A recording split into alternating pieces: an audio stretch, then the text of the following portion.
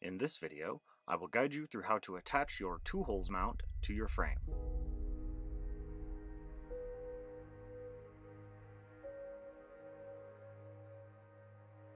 Remove the cover plate from the mount feature on your frame, if necessary. Line up the screws on your mount with the holes on your frame. Insert the screws into the frame and tighten them down all the way.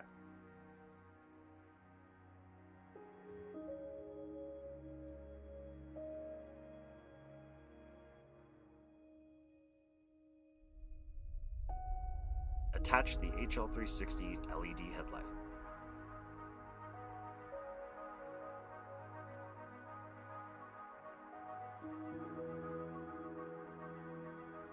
Thank you for choosing Lumadent.